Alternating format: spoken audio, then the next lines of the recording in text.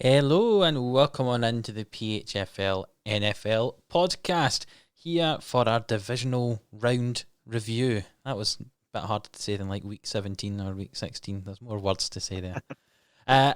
I'm joined as always by Kai and by Mikey. Hello, gentlemen. How are you? All right, I'm all Hello, right. hello. Probably not quite as good as you two are after. I I'm mean, not saying. Actually, sorry, folk are waiting well, to hear all the results. I mean that is the first game, so we could jump straight into it. Me and Mikey are very happy because the first game on Saturday was the Packers beating the Rams, and we were fantastic. Apart from the little bits we weren't, and we can just move on and prepare for the Super Bowl thanks to our lovely hit single we've got coming in, don't we? Yeah. Don't play it. Coming from the man who's Please, just had a please don't presidential play it. pardon. Yeah, but all in all, I quite very much enjoyed the Packers Rams game, mainly because the Packers did win, obviously. Yeah, Kai, as the non-Packers fan here, tell us what you thought about the game. I think from the word go, you knew the way it was going. From very, very, very, very, very early on, Packers were just on top. Got the run game going really early. Between Aaron Jones, Jamal Williams, AJ Dillon, they were just rotating around. Between the three of them, they had 32 carries, but it was split 14-12-6. So impressive numbers in terms of rushing. And I don't think that's quite what the Rams were expecting when Packers came to play. Hence the fact Aaron Donald appeared to be out, in and out, nursing broken ribs, as far as I'm aware, or some sort of strange injury. I don't think that helped the Rams' case at all. They had no pass rush at all. They had no run defense either. The Packers just ran all over them. And I think the big thing going into this week was how Davante Adams and Jalen Ramsey. Yep, come on, name was right at the tip of my tongue. I just couldn't quite spit it out. How Davante Adams and Jalen Ramsey were going to match up together. And obviously the first touchdown of the game went to Davante Adams, who just ran Jalen Ramsey about for a couple of minutes and eventually lost him. But I think you can probably give Davante Adams the credit for managing to lose him and maybe put a bit of the blame on the other Rams defender who just decided not to follow him across when Jalen Ramsey tried to swap. But yes. yeah, never in doubt for the Packers, and I think they'll be confident going into next week. Yes, it certainly is a bit of a confidence boost for the Packers. They're a nice win, especially against a team who some people seem to think that possibly the Packers might struggle against with this kind of run defense and good defensive line from the Rams. As you say, the lack of Donald, he didn't play as many snaps as perhaps he normally would have had he been fully fit. I'm just looking at the snap count here on defense for our man Aaron Donald. He was only on 53% of the defensive snaps. And with some of the quality of Aaron Donald, you'd want him, if you were the Rams, to be on the field a little bit more than that. I know normally he gets swapped out anyway, but certainly you'd want to be on, especially in an important game like this. Not only were we very good at running, we're still good at the passing, obviously. You've got Aaron Rodgers there, 296 yards, 2 touchdowns, no interceptions. The longest gain being the 58-yard bomb to Alan Lazard, the Lazard King, Mikey. I think a lot of people were discussing going into this game. Obviously we know Davante Adams, but we've been talking all season about that second receiver stepping up, and it seems to rotate kind of through the team who that is. And this week it looked like it was a bit of Lazard, especially with that big bomb down the field. Yeah, I mean, just to go back to the game as a whole before I jump onto that, it was the most unclinical clinic I think I've ever seen. There was times where we were just like, this is just so on point, everything we're doing. But then as the game kind of progressed, you just seen the score being a little bit too close for comfort, and I didn't like it at all. I don't know if that was anything to do, because I thought our defense played fantastic. We were the ones that showed up as opposed to them this game. Obviously, the Rams D's been much talked about this season, and for good reason. But yeah, as we've said all season, I spoke to you early in the week and mentioned the fact that I maybe wouldn't want a wide receiver 2 in because I like the fact that these are rotating wide receiver twos, kind of all the MVS and Lazard, and you can even throw Tonyan into that category. But again, in saying that, I did say if someone like Will Fuller, or Cole Beasley came in, I would be ecstatic with it. So it's one of those. It's a weird situation, and it was a big problem spoken about at the start of the season. And coming into the NFC Championship and potentially Super Bowl, it could be crucial. This is the time where all these players, not just a wide receiver two, this is where Lazard and MVS and St. Brown and Tonyan and anybody needs to step up in these final potential 2 games of the season. So did amazing against this difficult Rams D, but we're really getting into crunch time now. Yes, obviously up against, we'll come to it in a wee bit, but a very difficult defence in the Conference Championship. On the Rams side of the ball, I'll be honest, looking forward for next year. Cam Akers looks like the real deal, doesn't he? He can run. He seems to be able to do it all. Jared Goff, on the other hand, even though he was injured, he didn't have a bad game. He only missed 6 of his passes, but he did only pass for 174 yards. He wasn't exactly throwing the ball downfield. The longest completed pass being 28 yards to Reynolds there. What do the Rams do? Kind of switching it round, Kai. Are the Rams happy to push on with this for next season, or do they look to do something different? Obviously, they can't get rid of Goff, can they? Because they're paying them stupid amounts of money. But what are they going to do? I don't think they do much differently, if I'm honest. I think you can probably accredit part of the reason Goff didn't play as many balls downfield as he had no Cooper Kupp. And obviously they've built up quite a good relationship over the past few years, and between Cooper Kupp and Robert Woods, that's their 2 main guys on the passing offense. So when you lose someone as big as that, it obviously makes life a lot more difficult. But we were discussing it at the time, and it looks like Van Jefferson could probably become quite a big part of that offense come next season. He was nigh on not involved at all really at the start of the season. He's kind of grown into it a wee bit and started seeing a bit more action. Like you say, Cam Akers is gonna grow and grow and grow, and I think he could be a very, very good back, especially when you've got the likes of Darrell Henderson and Malcolm Brown, who have come from absolutely nothing into being very, very good backups this season.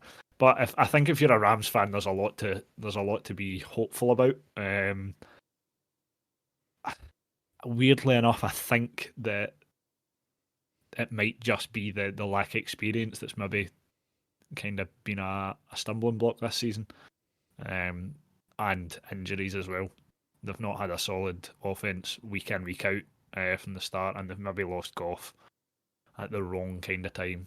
If he'd had injury-free last 2 weeks, maybe coming into this game, he would have had a wee bit more about him. But I think they'll probably just be pleased that they've got this far, and they've got stuff to build on from this season onwards.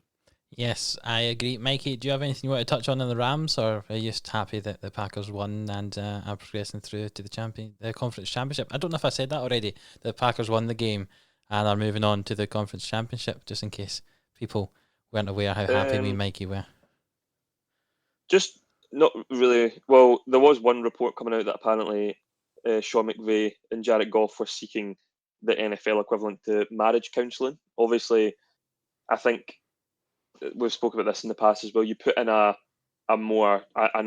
tier above Jared Goff in terms of quality of quarterback, and it unlocks this offense in completely different ways. I do think they missed Cooper Kupp this week, but I am a fan of Jared Goff, and in our quarterback rankings, I did rank him maybe in the top 15. And I know he was playing through a broken thumb, so we can't really judge him just on this game alone. Maybe just the injuries and the luck ran out at the wrong time in the postseason. But I hope Jared Goff, and in a sense, Carson Wentz bounce back from relatively poor seasons, because they went 1-2 in the draft a few years ago. So it in terms of just being a football fan in general, it would be good to see those two turn it around, because we know what they are capable of. They've both had. Wentz had an MVP caliber season until the injury. Jared Goff got to the Super Bowl where he played against the Patriots. So I would like to see the Rams really stick and show their support to Jared Goff and see what happens in the offseason in terms of players around him, and maybe even on the defensive side of the ball. I think you've said as well before, and I agreed with you. I think Adam probably did as well. Is that it's which is why, sorry, it surprised me when you were saying that Jared Goff and Sean McVay were seeking marriage counselling as such. Is that they work really well together. Like Jared Goff is good in this system, and Sean McVay complements him as a coach, which is maybe why they've been so, obviously aside from money, they've been so reluctant to move on from him. But I think that's maybe the first place you would look if you are really wanting to take this team to the next level and make a really strong Super Bowl push. You would look for an elite level quarterback. But obviously, it's not quite as easy as just going and grabbing one. No, it certainly isn't. Before we move on to the next game, just a quick shout out to Johnny Hecker, who averaged over 50 yards a punt in this game for the Rams, which is unbelievable. That's if you're him, you're absolutely delighted with that. If you're a Rams fan, you're wondering why he had to punt so many times. Exactly. Punted for over 200 yards, which is more than the team passed for, which was certainly very interesting. Never a good sign. No, not good at all. I'm going to go slightly out of order here and continue in the NFC, and we can talk about the other NFC game, get them both over with here. And that was an NFC South matchup, a repeat of games obviously that happened earlier in the season. The Tampa Bay Buccaneers playing the New Orleans Saints, and unlike earlier on in the season in the other two games where the Saints were 2-0 in the regular season, the Bucs managed to win this game in no small part down to Tom Brady, but also due to, I think, the defense of the Bucs. Yeah, yep. I mean, that was one thing I was talking about going into this game. I thought the Bucs certainly have one of the best run defenses in the league, and the overall defense is very good as well. And I said to both of you before this game, I fancied the Bucs, and the reason for that was I didn't think the Saints had seen this offense. They played the Bucs very early on in the season, and that was Tom Brady's first game, wasn't it? It was the first game of the season, very early on in the season. Not long into the season. Yeah, and obviously no Antonio Brown at that point. And then the second time they played, Antonio Brown had only just properly got reps in the team, so that offense hadn't really clicked together yet either of those two times. And now when they finally met here in the playoffs, eventually, I think I picked the Bucs every time these teams have played each other, and third time lucky. Eventually paid off. Exactly, and the Bucs won here. Mikey, what are your thoughts on this NFC South matchup, which looks like it may be Drew Brees' last game in the NFL? I'm gutted because I knew that New Orleans Saints performance was going to be the New Orleans Saints performance in Lambeau.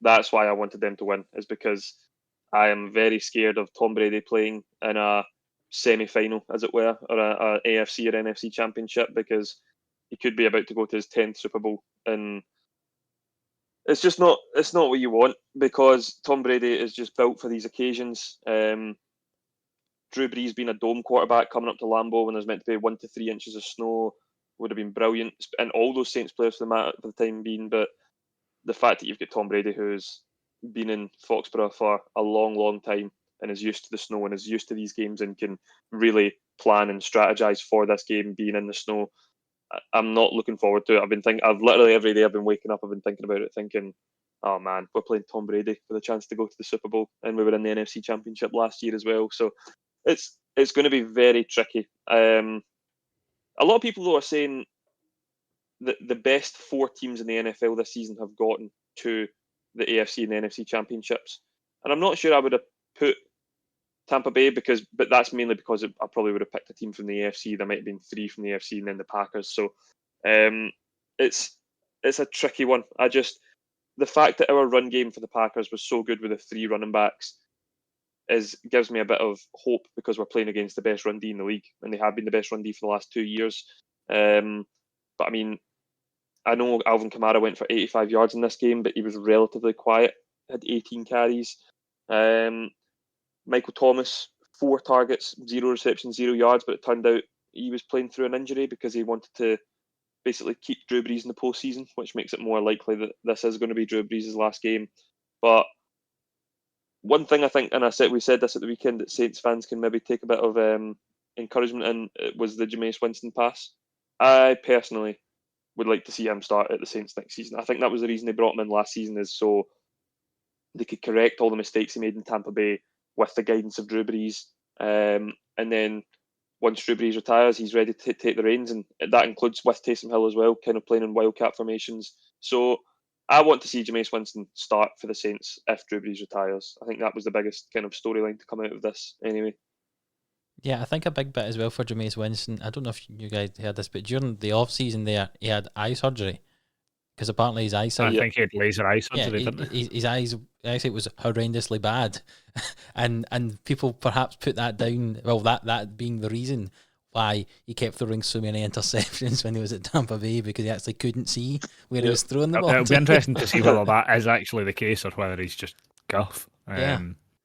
But I was very impressed with that trick play. If you ever wonder where Sean Payton gets his trick plays from, it's from the Chicago Bears, because that was the same play that the Bears played against them. They ran. Yeah, against them last week when it was Dunham Winnie, wasn't it? No. Denzel Mims dropped there we go. Dropped the ball. But this time round, Smith did not drop the ball. He caught 2 of the touchdowns in this game. Kai, what do you think about Tampa Bay? How do you think? Obviously, it was a tough game against the Saints, but they managed to win 30 points to 20. Going forward, what can they take on from this game? That was a good split of carries for Fournette and Jones, both of them running well.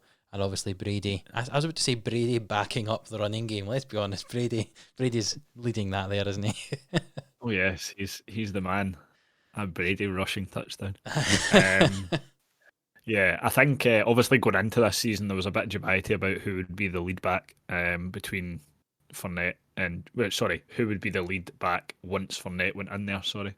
Obviously he wasn't there from the word go, and then when he came in, people were thinking, does he take over from Jones? Do they share the backfield? And I think on and off they've had kind of games about where they've dominated. There was a large period where Fournette was injured and Jones led the way, and then obviously Fournette stepped in when Jones has had surgery on his hand. I think it's a good problem for the Bucs to have both passing and rushing. To have 2 really solid guys at running back, and especially Fournette, who's a very good pass catching back. I think this could be dangerous. I would say he's turned into a good pass catching back, because when he was at Jacksonville, they didn't really use him as that. There was a lot of talk that he wasn't great at pass catching, but he was the leading receiver here. Yeah. Obviously, he had a receiving touchdown. I think in most of what the Bucs run, Fournette will be the main running back, and Jones will be like a third down back or a change of pace back, because Fournette's quite a big guy. But who knows? In terms of receiving, Mike Evans had the most clinical game ever off the back of his injury. Yeah. 1 reception, 3 yards, touchdown. Do you think he liked that touchdown after all the beef him and Lattimore had been having? Yeah, I think he might have. I think he enjoyed it. Lattimore definitely tried to get one back on him throughout the rest of the game. He was all over him, what a rash. But obviously, Mike Evans gets the last laugh. I think we know who. Obviously, I said in previous weeks, I think you know who Aaron Rodgers' target is when he's in the end zone. I think you know who Tom Brady's target is. It's either Mike Evans or the big man Gronk, if he can get him open. Yeah, I think the scary thing here for the Packers, obviously going up against the Tampa Bay Buccaneers this week, but any team playing against this team at the moment, is that we say Tampa Bay, the reason they're so dangerous, obviously you've got Brady, the running game's good, but your 3 lead receivers are Brown, Evans and Godwin, and between them they hardly caught a ball in this game, and Brady was throwing it to the other receiver as well. You saw Johnson, you saw Scotty Miller come on for one. I think it shows you that Brady's not reliant on those 3 receivers. I think we've seen that from his time with the Patriots. A lot of the time he didn't have elite receivers, especially toward the end of his career there. He was able to drag them through. I think for anyone, this running game's solid. This passing game, obviously, you've got Brady throwing to basically whoever he wants to here. This is going to be a tough team to stop. I mean, I was going to say, going into this conference championship, if you said to me 3 or 4 weeks ago if this was going to be the matchup, I would jump at the Packers all over it, going into this now, I think it's a 50-50 split. Generally think it's as even as it will be. I know you two will probably say otherwise, but I honestly think if you were to pick one team, and I know Mikey's alluded to it a wee bit, if you were to pick one team the Packers didn't want to play here, it was Tom Brady's Bucks. I say that as because Tom Brady being at quarterback's crucial to it because he's used to the tundra, as he called it. Yeah, Mikey, what's your response to that? Because mine is I'm not confident at all going into this weekend. I don't want to ruin our predictions because we're only predicting 2 games, but I'm going with the Bucks. I think if this was if in terms of form leading up to this game, and it was just a normal regular season game, or maybe even the divisional round, I would have taken the Packers. But see, because it's and it's not just Tom Brady. Like, think about who who's been by his side in all these Patriots winning seasons is Gronk. And in this game, Gronk, yes, had 5 receptions, but only 5 targets, 1 reception, which was for 14 yards. You just know when the chips are down on the table, when it's all in or nothing, they'll make it's something. going to be 100%. When you have Jair Alexander against whoever, take your pick, and whoever it is against whoever in the matchups with the wide receivers and the defensive backs, there's always going to be that one guy that Tom Brady looks for, and that's Gronk. And I think he has been so quiet in these playoffs that Gronk is going to either in this game or if they make it to the Super Bowl, going to be the one that wins them at all. It's written in the stars. It's the way it goes. When usually you say it's the way it goes with the Patriots, but now it's the way it goes when it's Tom and Gronk together, and that amongst this run D, this D as a whole, really, really worries me coming up for this weekend.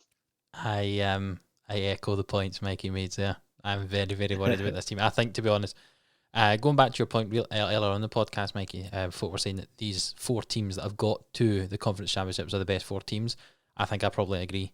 Even though you're there's a bit of dubiety over the Bucks or whatever. I think the Bucks very easily could be the best team in the NFC, if not the fantastic Packers, obviously. And obviously in the AFC, the 2 teams that got to the conference championship, I think are great as well. And I think this weekend is going to be very fun to watch. As if the weekend just gone wasn't fun enough. We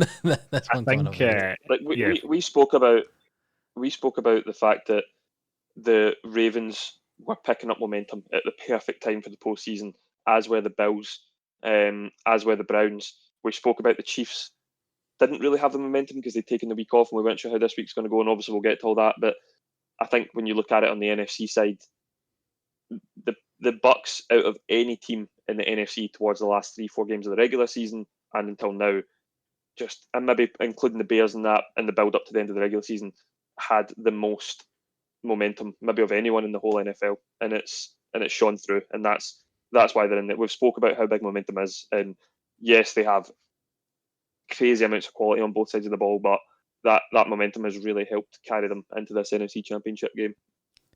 It certainly has. Kai, do you have anything you want to say before we move on to the AFC side of the ball? No, not really. No.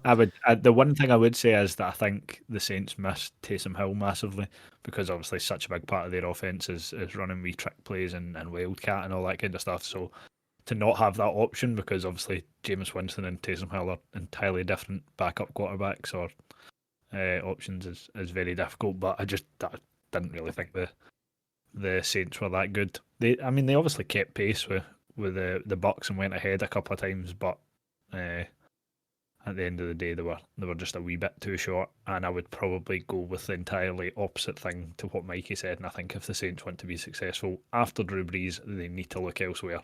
I don't think Jameis Winston's the answer. And that is a debate for an off-season podcast, I think.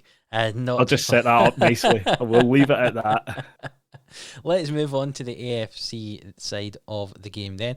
And the first game we got to see was on Saturday night, and the Baltimore Ravens played at the Buffalo Bills in what I think we described while we were watching. The best worst game ever? Yeah, I think we described it as an amazing kind of game of contrasting styles, as the Ravens just tried to run the ball every play, especially to begin with, and the Bills just passed the ball every play to begin with.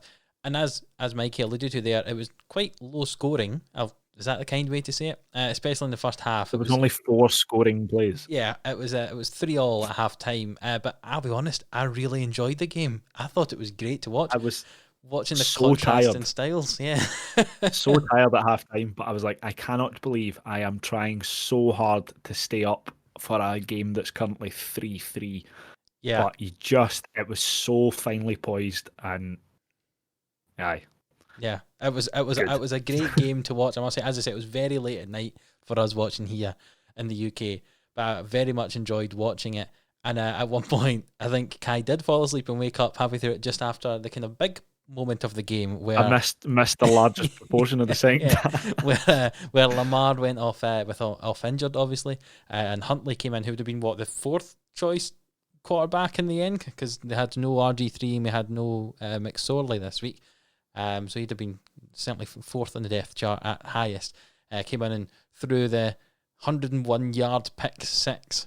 It was Lamar that threw the pick. Was it Lamar that threw it? That's what it was. Goodness Yeah. me, my brain is getting completely mashed up. He threw the pick and then he got killed and went off. Right, okay, that was the way around it was then. So the pick was thrown and then Lamar went off. Goodness me, yes. I tell you, my brain's fried. We're staying up too late to watch it. That was the problem. I was asleep when I know that. and Huntley, I say, tried to get the Ravens back in the game, but the Buffalo Bills held on 17-3. Kai, when you go, give us your first half opinions, seeing you were asleep for the second half. Weather is Weather? the one word I would put. I don't think anyone anticipated the weather being the way it was. Mainly down to wind.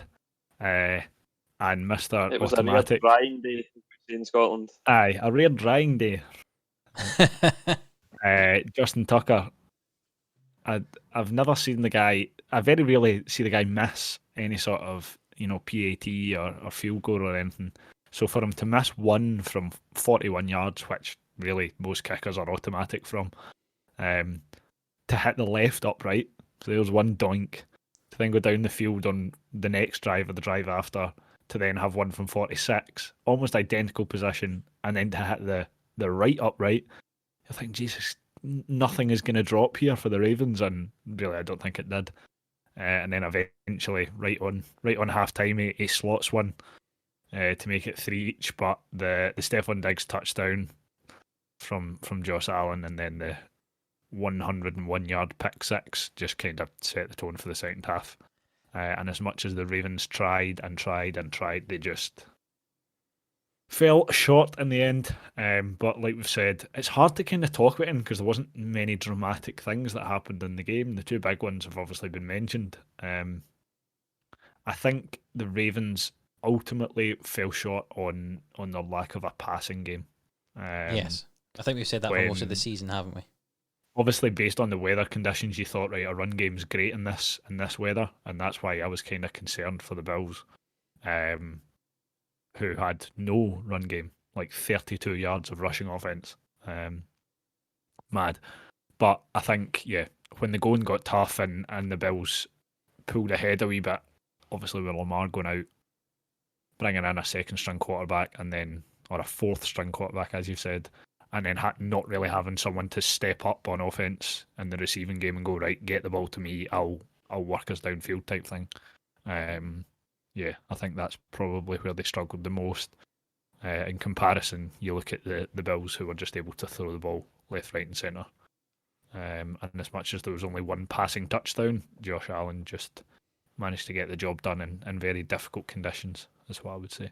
Yeah, Mikey, what's your takeaways from this game? I didn't even mean that joke. That was takeaway there, yeah, with the interception. I think, yeah, this game, obviously, I would have liked to have seen it played under less windy conditions, obviously. But in saying that, you would have thought that the wind would have taken away from the Bills more than it did the Ravens. But we've seen with the Ravens this season that they can't come from behind. They need to dictate the pace of the game and the tempo of the game. And if they're a touchdown up, they're most likely going to be the ones that are going to win. So it was just, again, credit to Sean McDermott. The guy, I don't think has really been spoke about a contender for Coach of the Year, and I think that he definitely should be. There's obviously other candidates. I know Ron Rivera is one of them. But what this guy has done, not just this year, but since he's taken over at the Bills, has been nothing short of unbelievable. One thing I will say that's not really part of the game, but obviously Lamar Jackson get injured, and this has happened in previous games with the Bills fans, which to me, I genuinely think the Bills fans are the best in the league in terms of atmosphere, in terms of just everything about them. Apparently, as soon as Lamar Jackson got injured and when he was walking to the plane, he stopped to get pictures and take autographs to Bills fans, not even Ravens fans. Took the time out, went over, got pictures with them, even though he just lost his last game of the season. He'd been eliminated from the playoffs. He was injured. Still went up and spoke to them, and I think Bills fans raised $350,000 to Lamar Jackson's favourite charity. They all donated $8 each, which is obviously Lamar Jackson's number.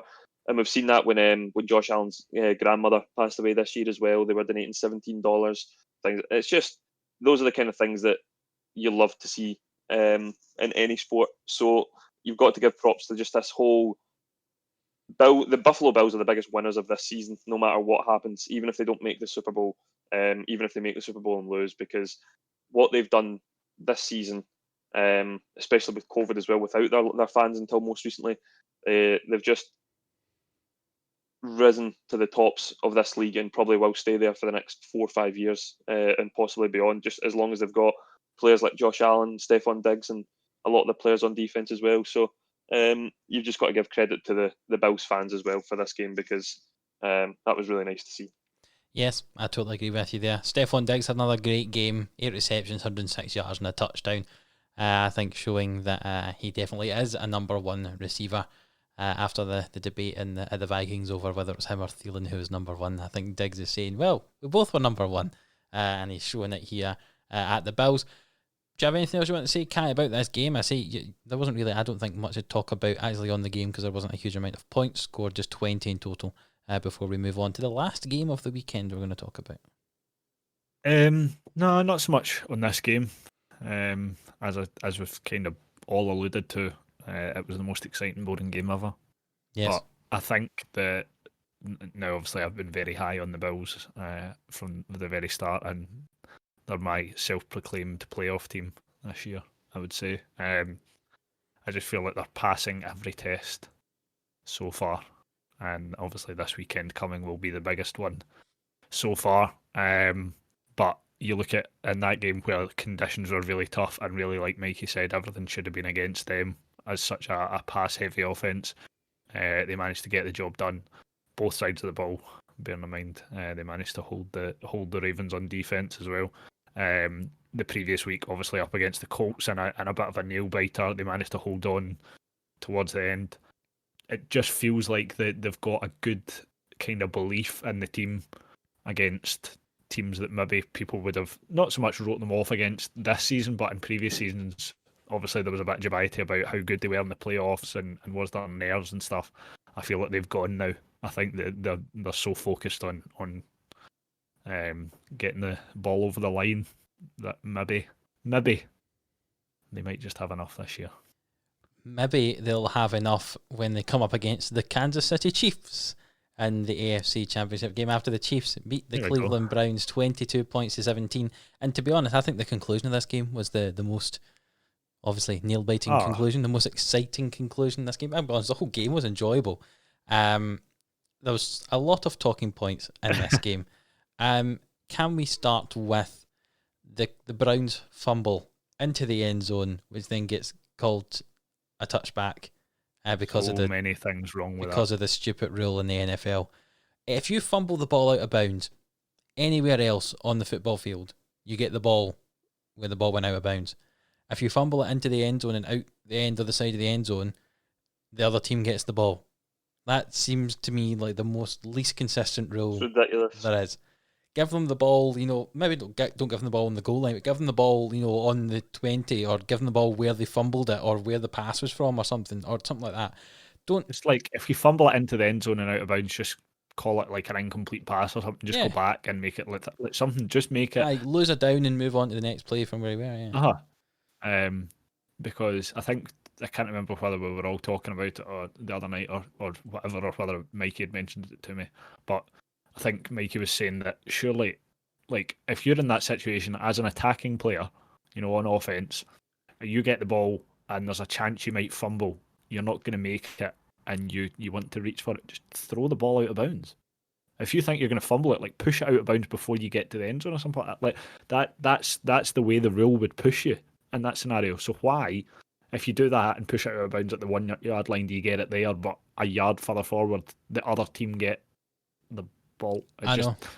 It Doesn't make any sense. sense. And then at to compound, that's not a word. To compound things, they missed a blatant helmet to helmet contact as well on that play as well. That was really was bad. blatant, wasn't it? It was very bad indeed. The fact that the officiating crew missed that one. The guy standing right next to it. How's he missed it? I know. It was unbelievable. It really, really was.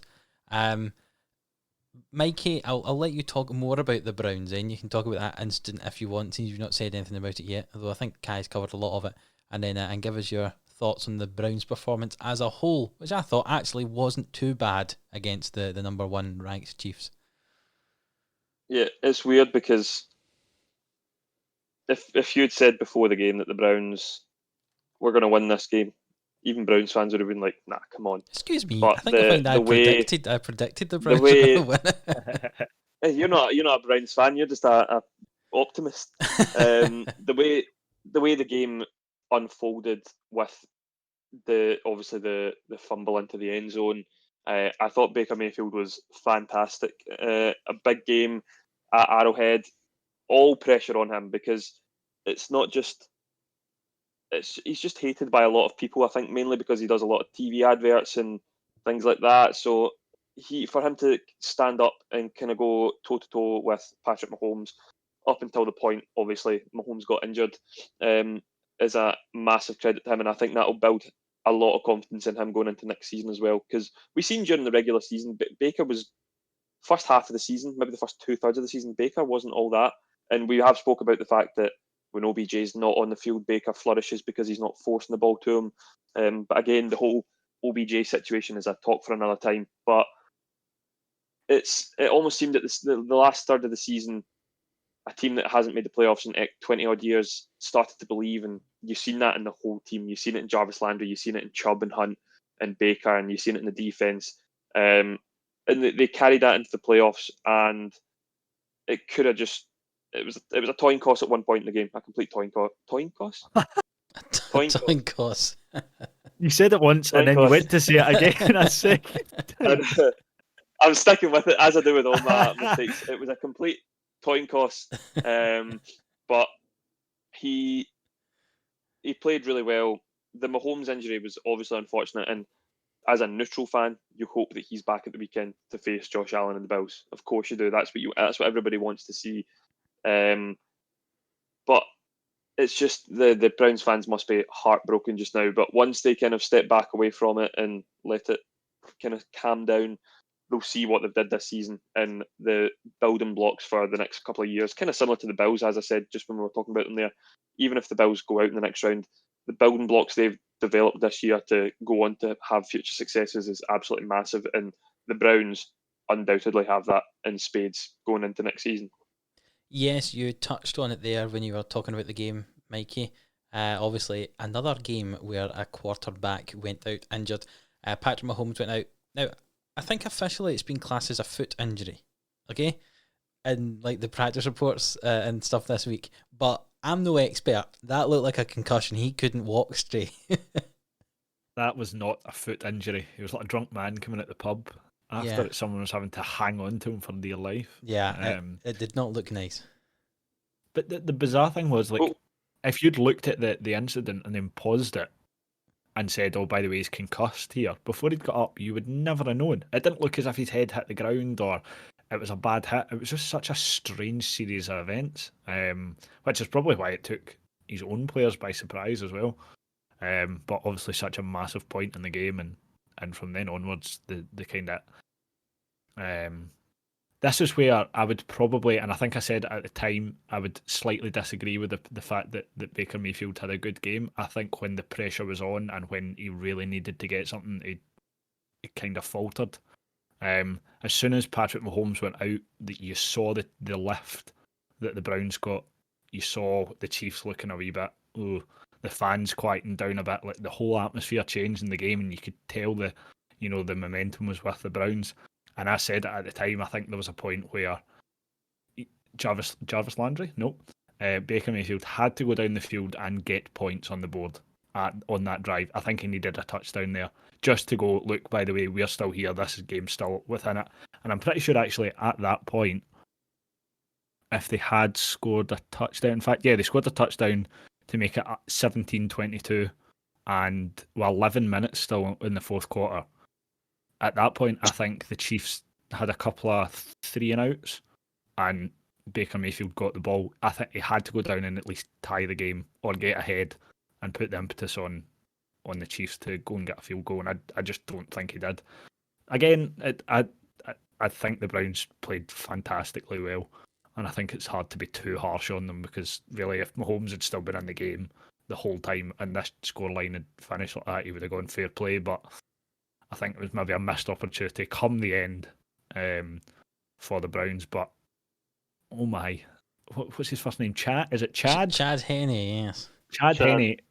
When the game is on the line, oh my God, the game is on the line. 3rd and 14. You think, right, the Browns are getting the ball back here.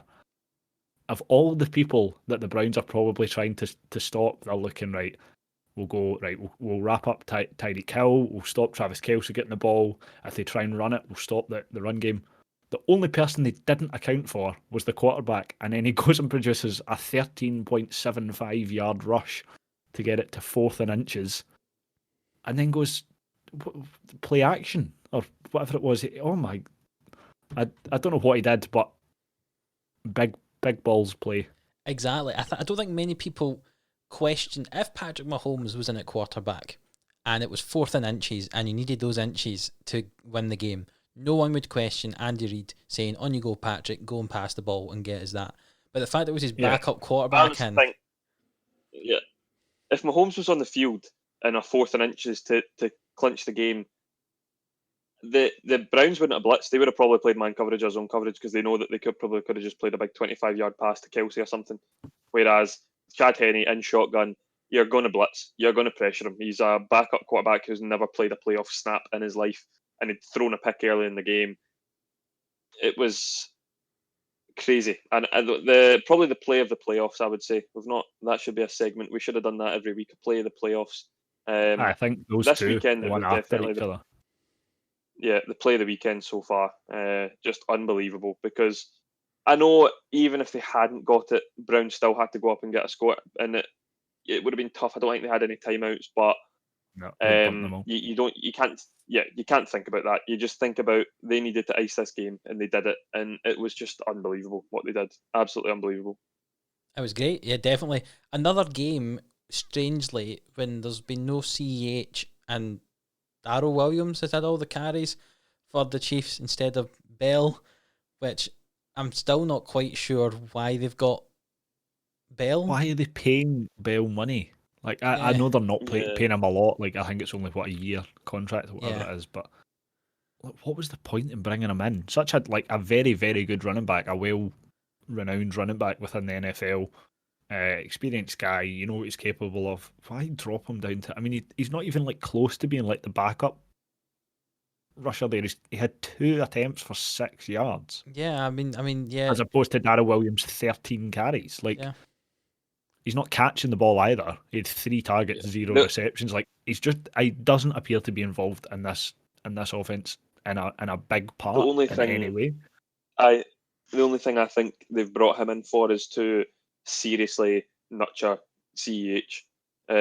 Maybe they knew he wasn't going to be hugely pertinent to the backfield, and maybe they didn't really see the emergence of Williams coming into the back end of this season. But I think they won't look at this whenever Le'Veon Bell ends up leaving the Chiefs. They'll never look at this and think, "Oh, we shouldn't have done that," because I think he's going to teach CEH some things that maybe he didn't know coming in as a rookie, and that will definitely help him within the coming years as well. So Andy Reid knows these things inside out. So if there's a reason for him doing something, I'm going to give him the benefit of the doubt, even if they're not playing that much on the field. I think we've kind of touched on most of the main issues, but the biggest one from this game was the physics behind Andy Reid's face mask. There's a I debate think going on. we mentioned it at the time, but what on earth is going on there? Does the man mask. he doesn't seem to be able to wear it properly, and then he had his mic underneath it for his headset. I think after that week one steam on his face shield, if you can remember that far back, 19 odd weeks ago, I think he just gave up with the face shield and went for a dodgy looking face mask. But hopefully, if the Chiefs get to the Super Bowl, he brings out some sort of other strange contraption to cover his face. Do you have anything else you want to touch on in this game, Mikey? My only point I want to make is that the Browns didn't use Kareem Hunt at all in the first half, and they looked a lot better when they started using him and Chubb together in the second half. But anything else you want to say, Mikey? No, just to go on to that, we spoke about it at the weekend, and this is nothing against Nick Chubb, because I think Nick Chubb's a phenomenal running back. There was a few plays on maybe second and 7 or whatever that the Browns had, and they were throwing it to Chubb, and I think he had 3 drops in the first half alone. And we know how good the receiving back Kareem Hunt is. I don't really know why it took them so long to integrate Kareem Hunt into the game as much as they did. I thought they should have been pounding the rock with Chubb and Hunt at the same time, and any passing place to running back should have been Kareem Hunt. I thought that was obvious, but I'm no head coach. I may be in the future. Never know. I'll get you on the staff of the Texans. You know, obviously now the Texans are looking to bring you in as the chief scout. GM, yeah.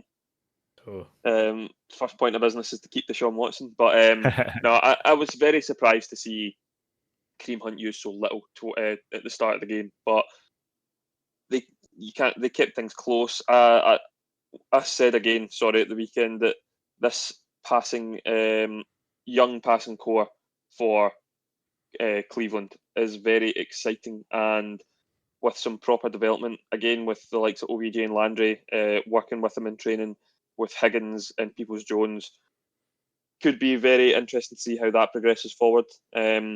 Also, David Njoku, I thought, had a very good game, very physical game, and Austin Hooper had a phenomenal catch on what I believe was maybe a 3rd and 10 potentially, or something like that.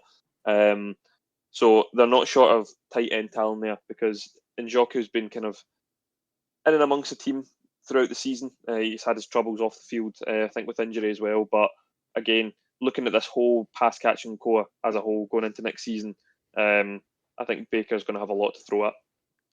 Yes, I totally agree with you. Before we move on, I've noticed something else here. Just looking at Jarvis Landry's stats from this game, how on earth has he had 7 receptions for 20 yards when the largest one was 7 yards? So from the other 6, he's had 13 yards. Was he averaging 2 yards a catch? I can only assume that it was a lot of wide receiver screens and stuff like that. But I don't know how.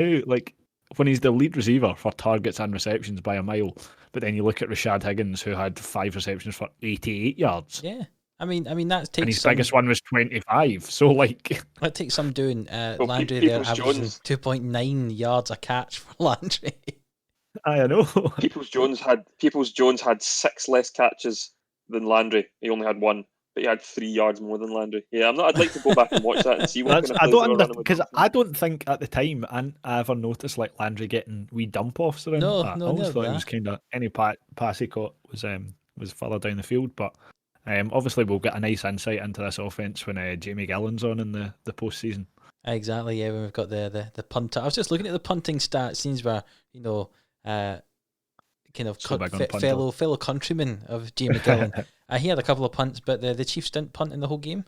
They either scored or turned the ball over every drive they had, which is I feel sorry for that punter who didn't get to do anything, especially when or he's had the easiest day of life. Or he's had the easiest day of life. Delighted. He's earned the easiest 50 grand. Yeah. Do you think punters want to punt, or do you think they don't want to punt because then they know that their team's doing well?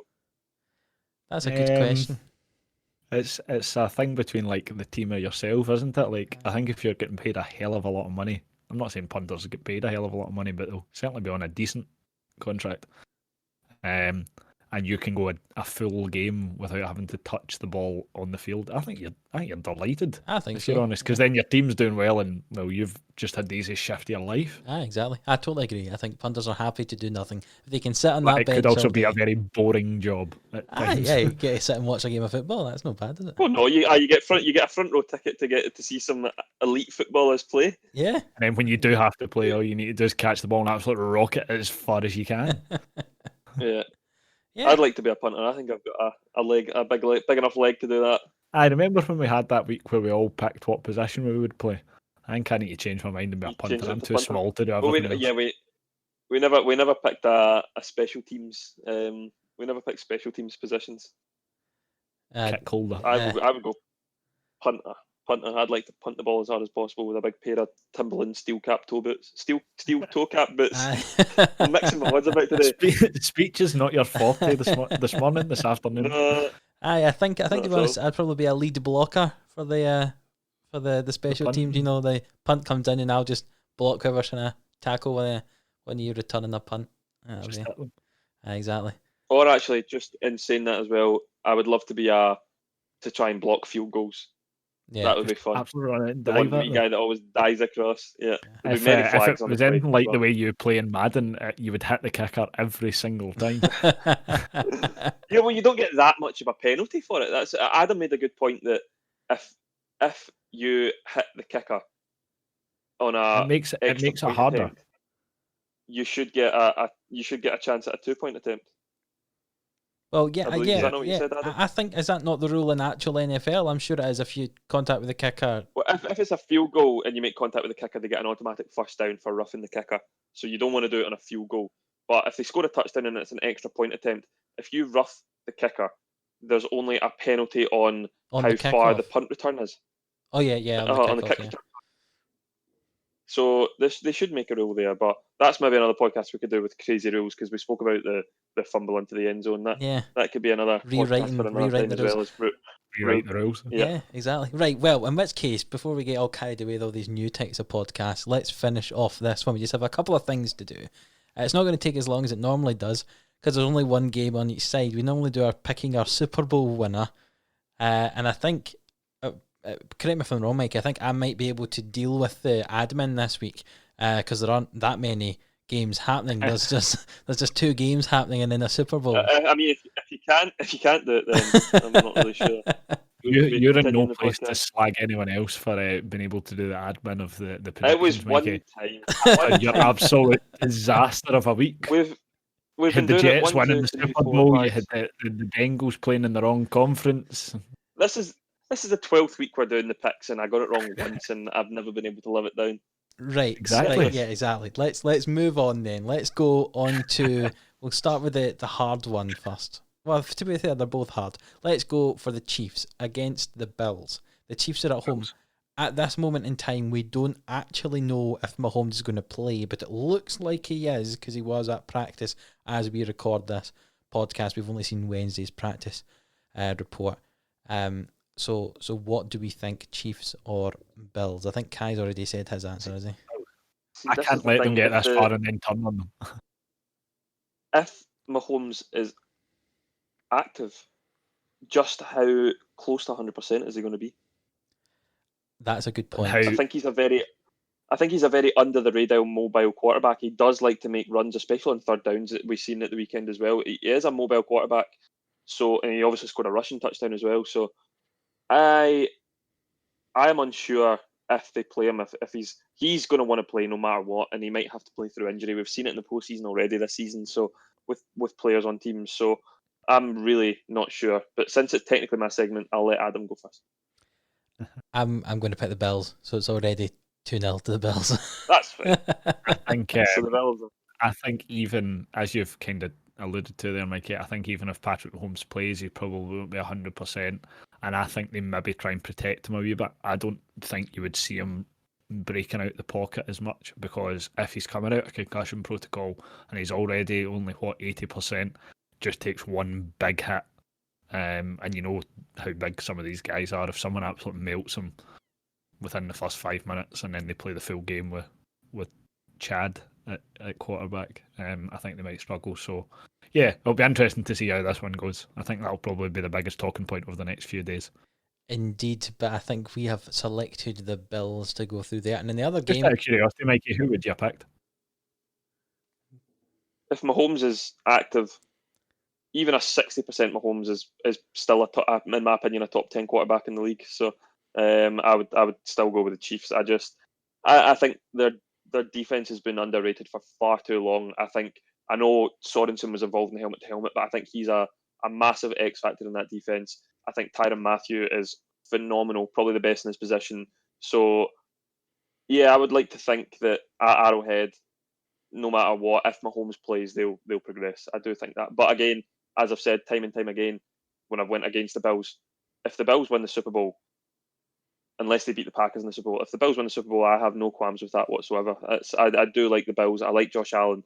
I like the whole team, and I love Sean McDermott. So there was the very long-winded answer to your question.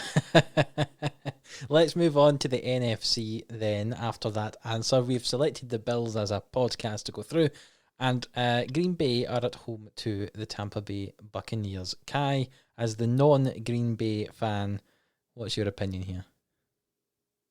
This is hard. This was harder than the last one. Well, it was harder than the last one. You said Bills in 2 seconds flat. That's what I mean. That's why it's harder. I mean, it wouldn't be hard to I think I made harder. a tougher choice picking what to have for breakfast this morning, to be fair, than I did there. As much as I say I think this is the one team the Packers didn't want to come up against, and I think it will be a very, very close game, I think the Packers will win. I think that the Packers are a very good team, but I think Tom Brady and his Buccaneers are going to beat us this weekend, and I'm very sad about it. There you go, Mikey. I agree. Mike, do you agree? I agree with Adam. Oh, all right. Both Packers Now, fans picking against back? Packers. I'm also doing this. I am also going to be putting a large sum of money on the Bucks to win. Because if they win, then great, I win some money. If they don't, then yes, the Packers are through, and I've paid a X amount of money for the Packers to progress. So that's my superstition thing that I like to do if there's any team that I support. So Mikey's yes, the two taking, Packers fans are picking the Bucks. Mikey's taking full accountability for if the Packers go through. It is purely on the basis that he put a lot of money on the Bucks. That's the only thing that's got them. And I'm hoping. I'm just going to say this one thing. We, over the course of this podcast this season, we've obviously had a lot of teams, coaches, players listen to the podcast, and they've ended up showing us up, as it were. So I'm just going to say right now, the Packers are a horrible team. They cannot run the ball. Aaron Rodgers is washed up, and he's not going to win MVP this year. I just don't think they have what it takes to reach a Super Bowl ever again. I'm just saying that right now. Aaron Rodgers, you suck. This team is just, they've got no identity. They're bad on every aspect of the field. I just can't see them winning this game in any way, shape, or form.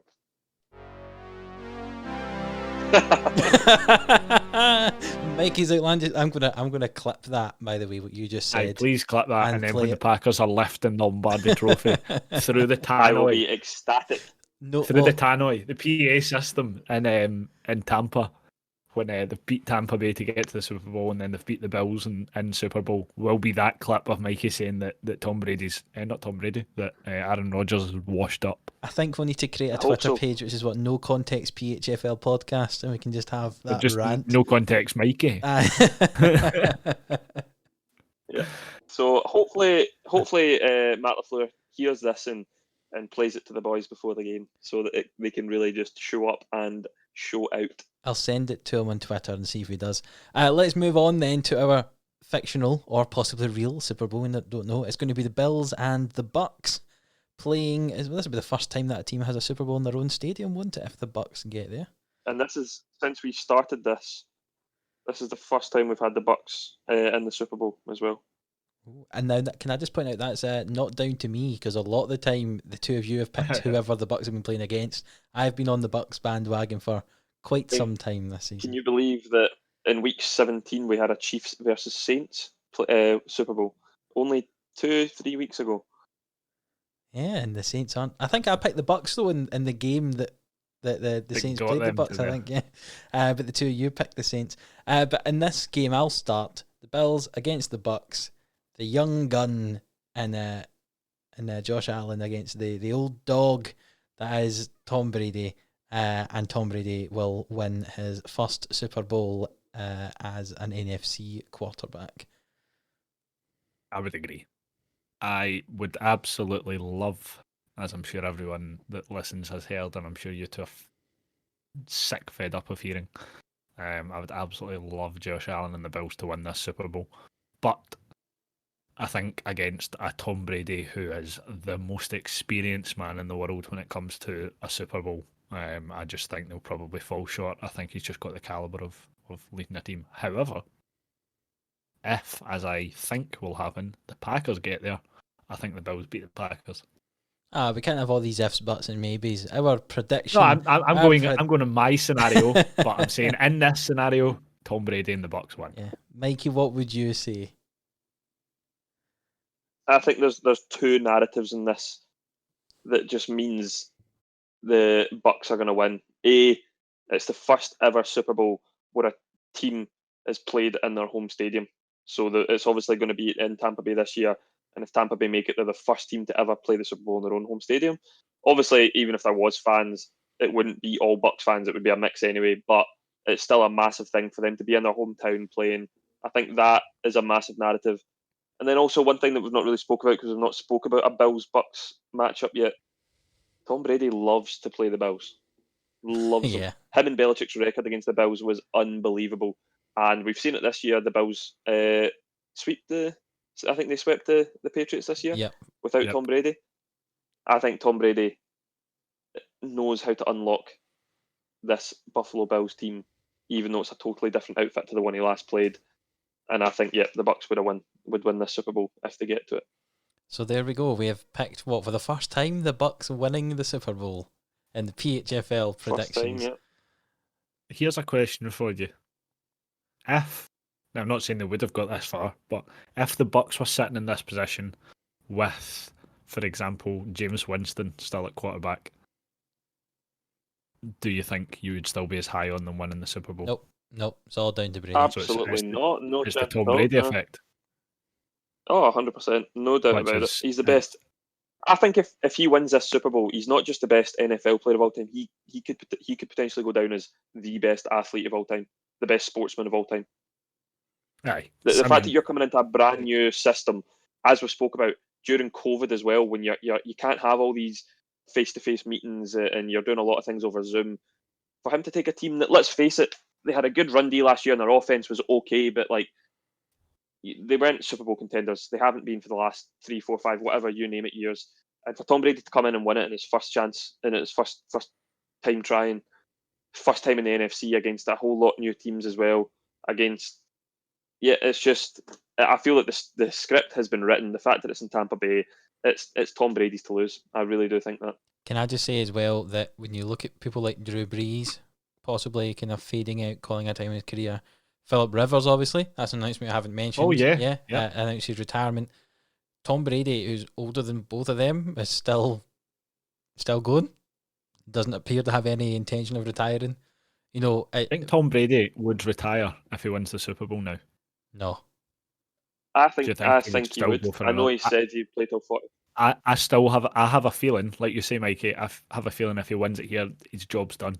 He's obviously, he never had to prove anything to anyone. He could have stayed in New England to the end of his days and nobody would ever doubt the man. But to go to another team, as you say, Mikey, totally different offense, learn everything, and then within a season take them to the Super Bowl and win it, I think he has to go out on that.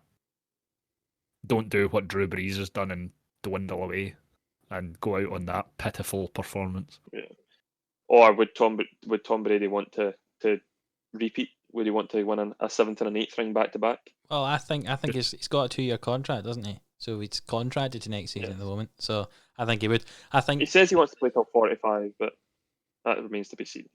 Yeah, I think if he wins it, I think he'd stick and go and win another. And I think him and that team would be more than capable of winning another, to be honest, if they did win this one. Yeah. I really hope they don't. Yeah, it's There's a something that it's like I know I'm Team Rogers all the way, but I can't not like Tom Brady. I just no. think everything he's done in the sport, just everything, and now what he's doing in Tampa Bay just shows.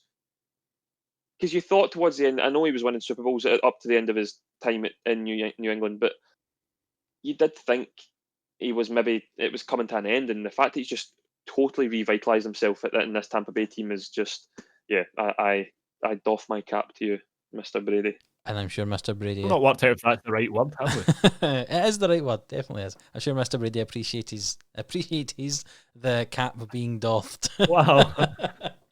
Yeah. None of us can talk today. No, And we then can't. just some news here that from Rap Sheet, as we all love Mr. Rappaport. It's rumours are suckling that Dwayne Haskins has visited the Steelers today. I don't know if that's for some quarterback depth or as a replacement for Big Ben. Who knows? But apparently, Or for the- also visited the Pat. For the what? I was just going to say, or for the Steelers to work out exactly who they don't need. They're just going through all the options, Yeah. going right. Not him. Definitely Yeah. not He him. apparently also visited the Panthers this week as well. So could be a bit of an interesting storyline going forward where Dwayne Haskins ends up. I can't see him being a starter in the league though. No, nor can I. Nah, But I'd it'd be be interesting. surprised. Interested to see where he goes. He could end up doing a Jameis Winston style thing, sit as a backup, maybe Sit be behind matured him. into something. But we'll see what happens there. I'm going to take us to our 2-minute warning, Mikey, and we can have a look at our playoff predictions to see quite how good some of our predictions have been in the playoffs. If we're slightly better than the regular season. There was that referee's whistle. And then we're getting there to our predictions. Last week, obviously, was it me? Mikey had 5 of 6 and Kai had 4. Is that right? Yes. Yes. So this week there was 4 games for us to predict here. I think we worked out last week, went to that last week's was more than half of all the games that we'd had to predicted for the rest of There's the... less to get wrong this week. So I think we all had the Packers. Is that right, Mikey? Yes. Yes. And then I think this is where we start chopping and changing. So the Bills beat the Ravens. I think you both had the Bills and I had the Ravens. Indeed. And then I was silly in the next one and picked the Browns, and the two of you picked the Chiefs. Correct. And then we had another split with Tampa Bay and New Orleans. Yep, I picked the Saints. I had just been waiting for that Saints offense to just kind of explode as we've seen in recent months, but wasn't to be. And they lost, so I lost on that one. So how does that leave our overall predictions going into the next 3 games? So two conference championships and then the 3 Super games, Bowl. yep. So it's very tight. So I am on 7 out of 10, and Adam and Kai are on 8 out of 10. Oh, goodness me. I have absolutely Definitely poised because now you're at the point where you're not confident about games. Like you had games where it was someone against the Jags mid-season, and you could just put that to the back of the pile. That's fine. But now you've literally got 2 coin tosses. You get two coin tosses for these 2 games, and obviously the Super Bowl as well. So maybe someone needs to get a bit lucky or get a bit ballsy, as you would say, in the predictions. But we will see. Indeed. If either me or Kai get everyone right from now on in, then we have won. So no pressure, Kai. You need to get them all right. We might need if that is the case going into the Super Bowl, we might need to do a tiebreaker again. Exactly. some sort of Super Bowl Figure tiebreaker. out fantasy points. Yeah. Also, exactly. If either me or Adam win this, it null and voids Mikey's regular season one. I think that was the agreement we made, was the didn't it? rule, wasn't it? Yeah. I'm Yeah. sure Mikey said double or nothing. Is that So right? that Wouldn't say null and voids it. No. I'm also still waiting on Jefferson to win Rookie of the Year for my quips.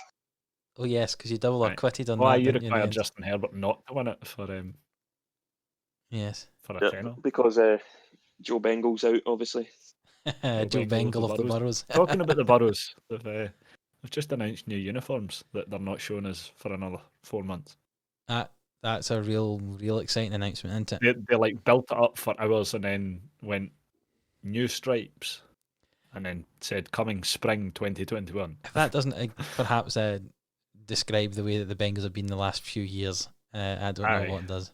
I think that's probably the least excitement announcement of this week. Exactly. But you know what the most exciting announcement of this week is that the PHFL podcast is back next week. I thought you were going to say that it's finished for the day.